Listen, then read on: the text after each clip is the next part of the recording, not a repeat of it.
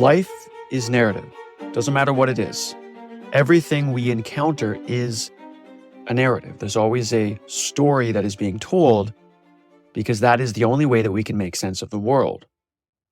Everything from a conspiracy theory to a news story to something that you take as absolute fact, something in science, could be research. It's always a narrative because that is how we communicate. I've talked about how we don't create the way we consume, right? Creativity is often ad hoc and messy and nonlinear. You bounce around the space of possibilities, and then what emerges has to then be transformed into something that people can consume, and what it gets transformed into is a story. All of life, as we understand it, as we contemplate it, is a narrative. It is a set of facts that have been strung together to tell a story. And there was a basic structure to that. There was, always some kind of intro and then a bit of a rising tension, some kind of climax, and then it kind of settles down into a way forward. Of course, there are better stories than others. Some are a little more structured than others, but in any truth or information in general that you think about the world, it is going to be loosely, at least, if not explicitly, structured into a kind of story for you. It will be stitched together in a way that we see kind of the rising and falling of the facts of the situation and what it supposedly means about our world. And then, of course, that folds into our worldview and how we think of things. But that is life. That is everything. If you go read a scientific article or maybe a journal article, maybe a news story about a bit of scientific research, and you might say, okay, studies have shown that, and maybe it's a big poll, maybe it's a social study, maybe it's even particle physics, whatever it is. Something even as supposedly rigorous and factual as, physics about a situation, maybe it's something about a black hole. You're still being told a narrative. It is not something that you can just take at face value. By its very nature, science, at least when it's going properly, is supposed to be constantly updated. It is not something that is factual. Scientific fact is actually a bit of an oxymoron because it must remain falsifiable. That's its power. When it's being used properly, science must remain falsifiable, always open to new conjecture and questions and hypotheses and testing. And only by what survives over a great deal of time do we tend to think the story being told is closer to the truth. But it's still a story. It's always a narrative. And so one of the things I want to really stress in this episode is the recognition of that. And it might sound obvious, but I think a lot of people assume that whether they're hearing something in science or in the news or on Twitter or X or wherever, from their parents as they grow up, from some institution that they're affiliated with, from their friends, we tend to think that this is the way it is, or that we're hearing facts, and we obviously want to rest our worldviews on what we know.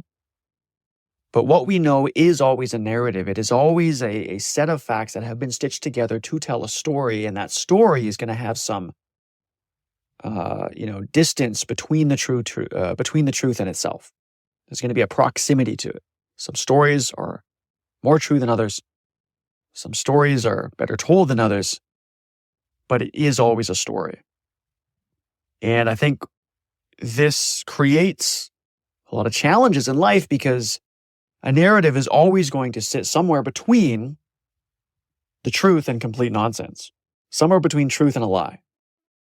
And, we know that we can tell a very good story and it could not align to the truth at all, maybe because it isn't actually composed of facts, but more often what it is it is composed of facts, but it's been stitched together in such a way to tell a lie. And I've used some of these examples before. Conspiracy theories are usually a pretty good example, not to say that they're necessarily all wrong.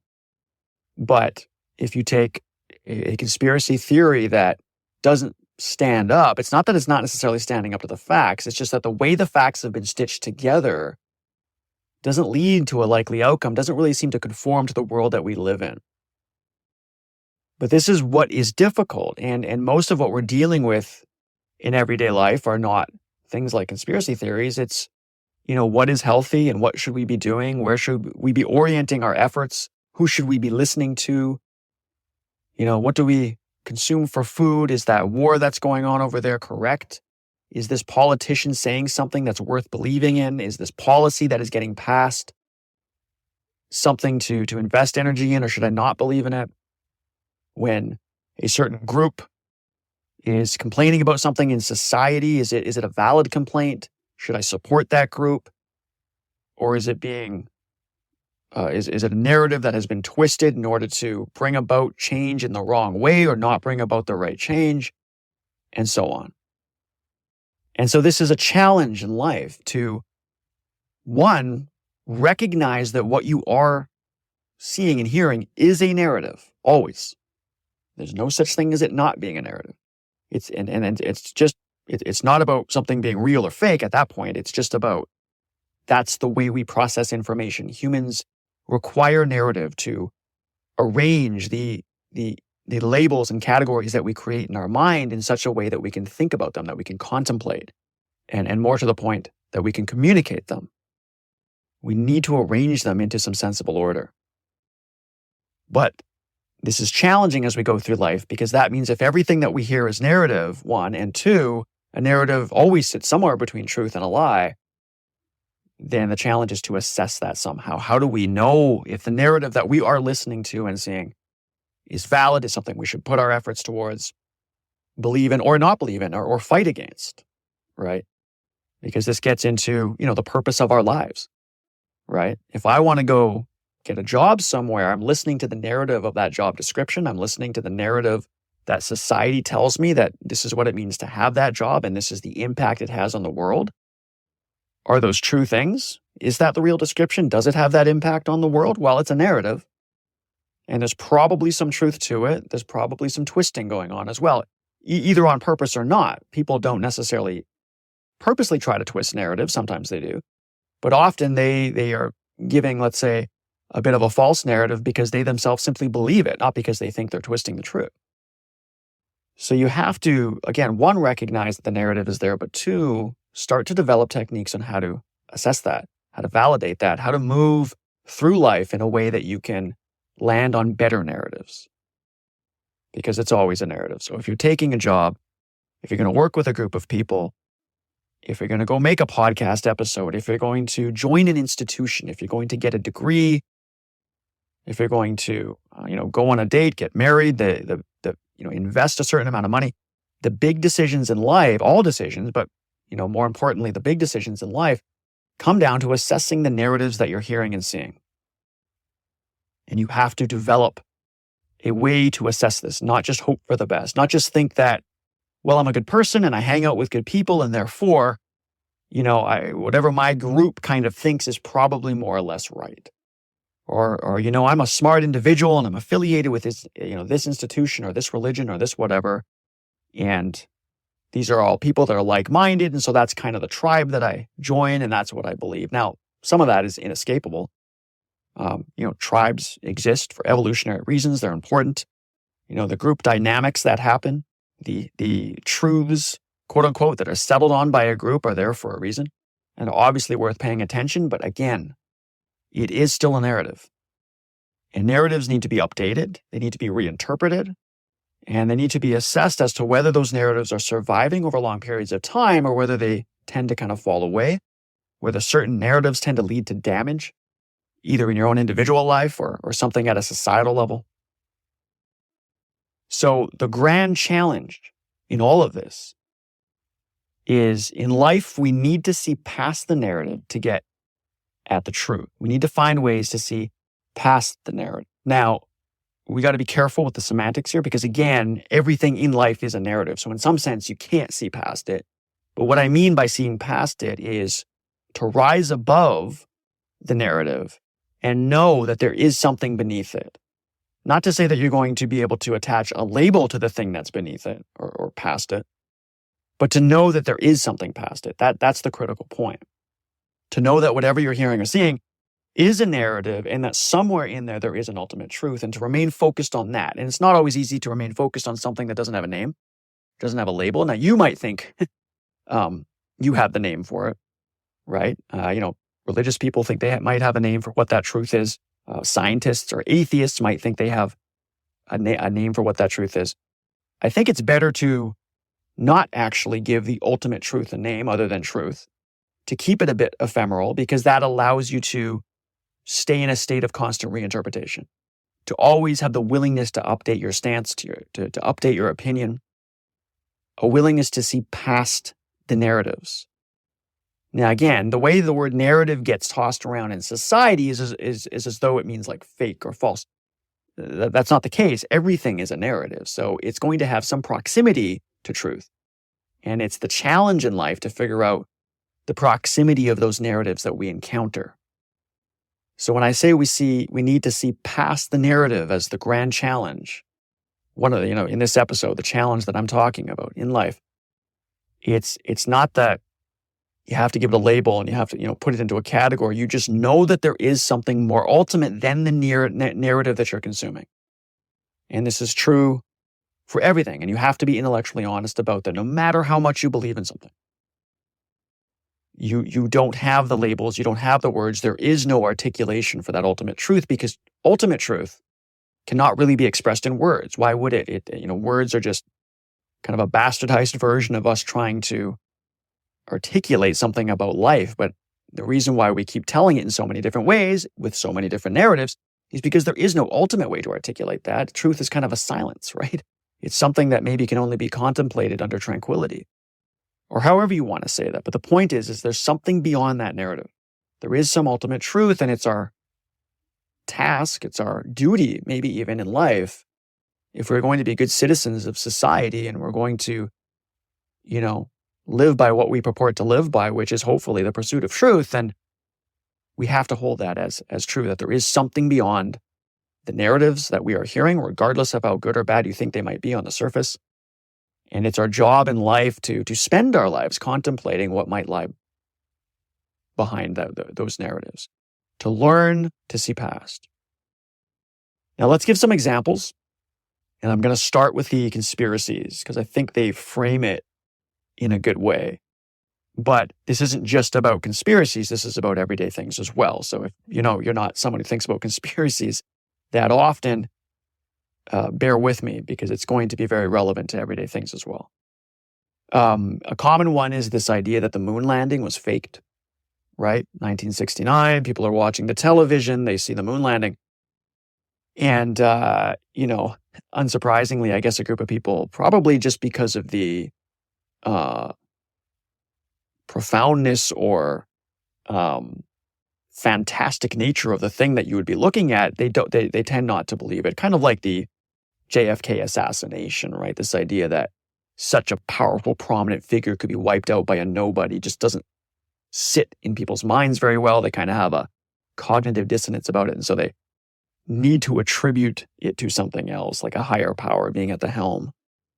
But with the moon landing, you have this fantastic event, right? Far away, been able to land on it. America wins the space race, whatever. And so a number of people would say, well, I think that's unlikely. There's no way this happened. It just cannot compute in their head. And so they kind of invent this other narrative. Now, like anything else, it's a narrative, right? If let's say we could just be talking about the moon landing itself. That is still a narrative. I mean, I wasn't there. You weren't there. Speaking for myself, I don't have any expertise in the audio and visual equipment used in the late 60s. I mean, I just wasn't part of that situation. So when someone says, this is a moon landing, here's the videos, here's the stories, here's the astronauts being interviewed and talking about it, it is still a narrative, because that's all I can do is consume that story that's being given to me. Okay. And also this idea that it would be fake is itself a narrative, but also that it's real is a narrative. Okay. And so if we look at this example, well, that's all I want to say right now before we get into the techniques and the solutions. I just want to say, if you look at the moon landing, you might say, well, it's a conspiracy theory. It's ridiculous. There's no way this is true. But let's just appreciate for a second before we get into the rest of it, that is still a narrative. The moon landing is a narrative, right? Most of us would probably agree it's true. It probably happened. but it's still a narrative. It's still a bunch of facts that have been strung together to tell a story. Flat Earth Society, or this flat Earth theory, whatever you want to call it, same thing, right? It's most of us would agree. I think pretty sure the Earth is a sphere or a sphere-like object. That doesn't seem to be very debatable, but it's still a narrative. I haven't been to space. Have you been to space? I haven't been with the people taking a picture of the globe, right? I haven't run all the experiments that supposedly add up to say that this is obviously a sphere, right? It is still a narrative that I kind of just accept. It makes a lot of sense. I think there's a ton of reason to accept it, but yeah, it's still a narrative. The Earth is a sphere. I haven't literally been to space to take a look and taken a rocket around the globe to see it. Okay. Now, if you don't like these examples because they're conspiracy theories, let's deal with something a little more, maybe realistic. Are fruits healthy? Is eating fruit a healthy thing to do? Most of us would jump and say, well, yes, of course they are. We could back it up a little bit too. Maybe they got these like polyphenolic compounds and antioxidants, and some of them that have those high antioxidant counts are maybe, superfoods and the goji berries, the blueberries, right? Yeah, of course, fruits are healthy. How could they be bad? They grow on trees. They're natural. They've always been there, right? But that's still a narrative. You've been told fruits are healthy. Do you know? How do you know? And even if you're a scientist who's done the study, you're still buying into narratives about what health means, about what the markers of health are. Are vegetables healthy? What about daily exercise or intense exercise? Well, of course, that's healthy, right? Our bodies should be moving, we should be exercising. But it's still a narrative. You're still listening to a narrative about exercise being healthy. How much, what type, if you really dug into it. Another way of thinking about this is you can ask someone, are fruits healthy? And then they say yes, and then you say, okay, tell me why. How many people could actually do it?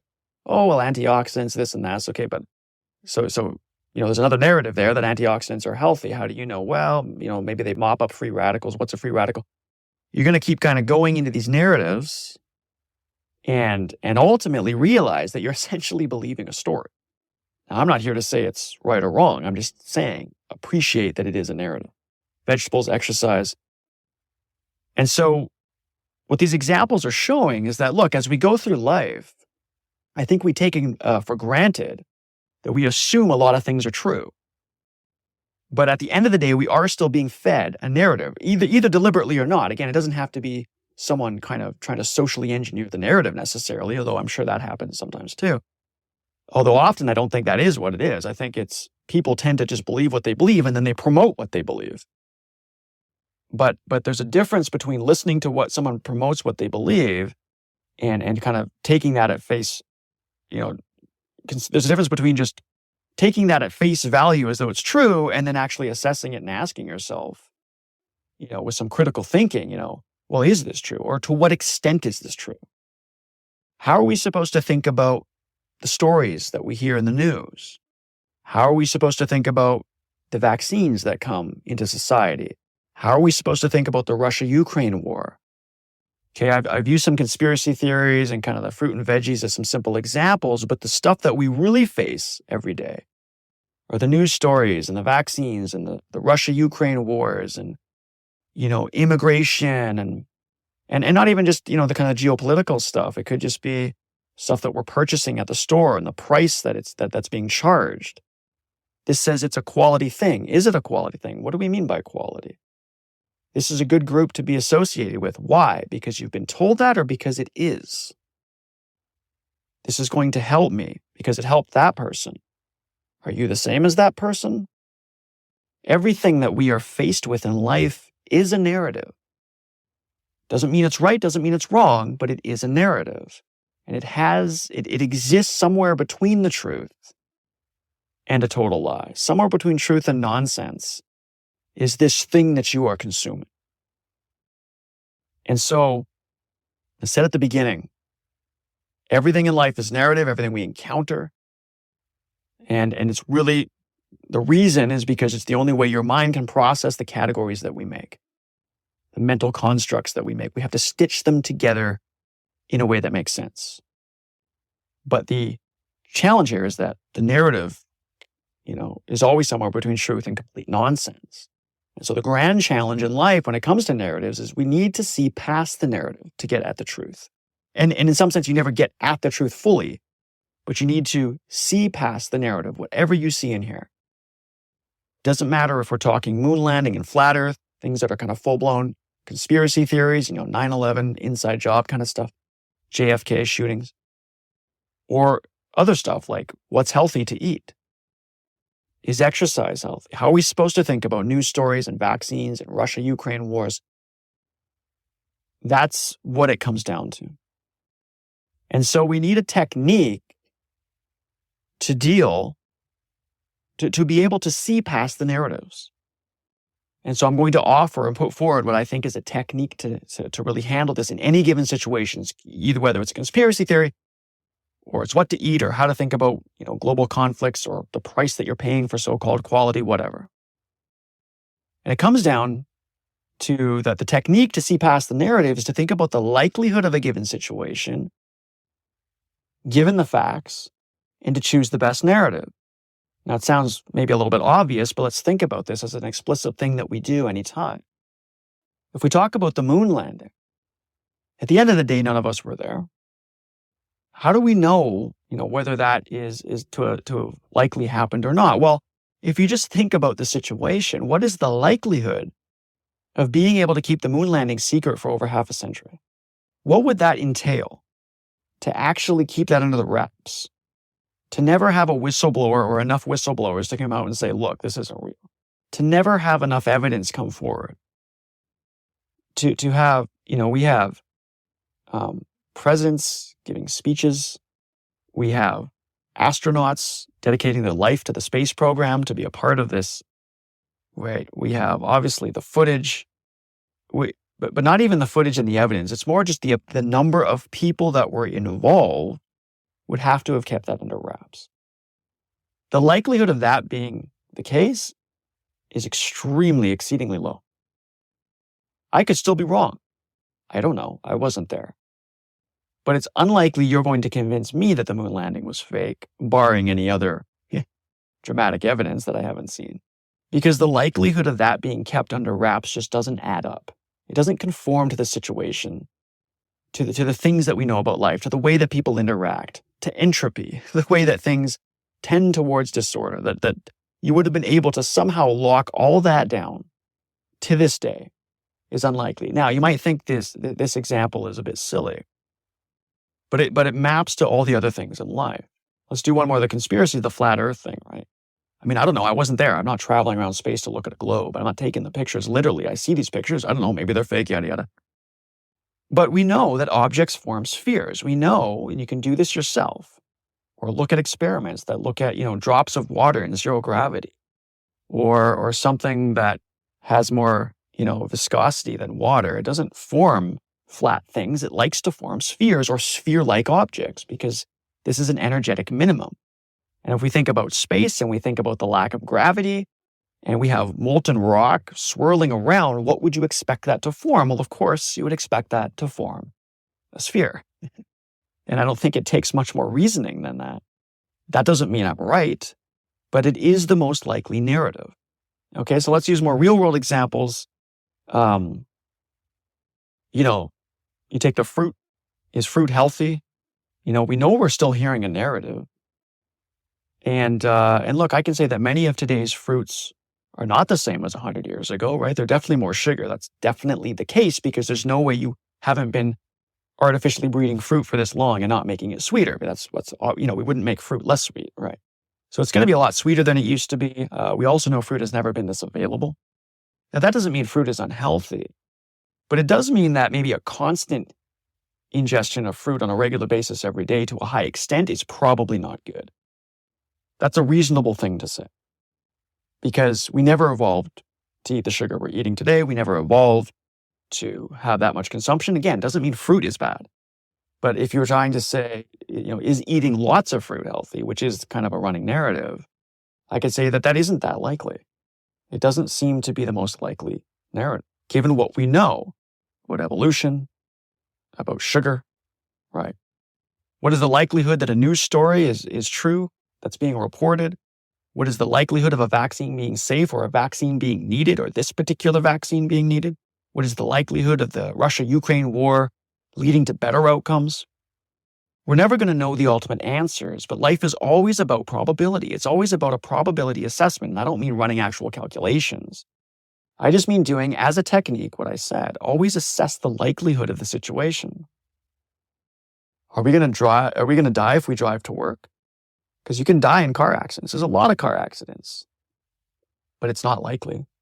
I can make real decisions in life by assessing the likelihood.